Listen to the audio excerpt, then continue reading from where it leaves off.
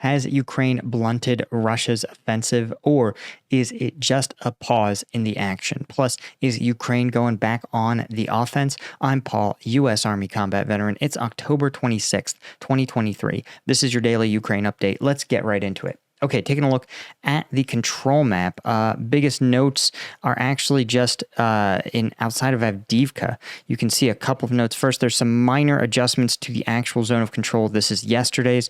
You can see they just kind of demarcated it as being up to this windbreak facing Stepova. You can see here the actual results is that Russian forces slightly back behind this windbreak. Ukrainian forces holding on with some standoff distance, at least on the two flanks. Now, it remains to be seen if further adjustments end up being made.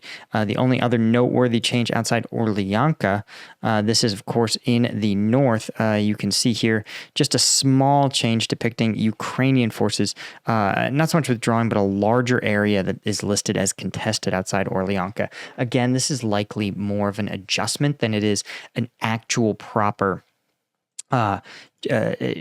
reflection of real tactical changes. Again, likely just simply reflecting Russian efforts to attack somewhat deeper into the front lines here. The only other changes, of course, are just sort of updates to the front line. You can see outside Verbova, there's no change to the actual zones of control, but everything liberated within the last, or more than 2 weeks ago, is now marked as green. But this is reflective again of sort of the slowed pace of Ukrainian efforts. I believe that it is because Ukrainian forces are trying their best to slow their burn rate due to the instability within the U.S. Congress. The fact that they don't really know for sure if they're going to get the next round of aid, if and when it will come, what shape it will take. Given all those unknowns, they probably want to slow their burn rate and not put themselves in a position where they are unable to repel Russian attacks, which is their priority. Looking over at the combat map, you can see as of 16 hours ago, Ukrainian forces do report some level of success west of Verbova in the Zaporizhzhia region. So you can see here, again, Ukrainian forces continuing to drive in Verbova, but beyond that, very little activity on the front lines. This is not because the front lines are quiet. This is likely just a reporting update or a reporting delay, but I'm sure in the next 24 hours we'll see the data actually start to come in. Now, as far as these changes, right? There's also reports from WarMapper first that Russian forces are pushing further towards Stepova, which we just talked about. But there's also some reports that south of Bakhmut, Ukrainian forces have advanced across a rail line and taken additional positions near Klitschivka. You can see here driving straight through into Andriivka, as well as driving Russian forces back from Klitschivka. So this is actually reporting from 2 days ago now, but it probably remains to be confirmed on the actual site. If you're interested in checking out some of the footage from the fighting here and supporting the channel, you can go to combatvetnews.com. This is my Patreon equivalent.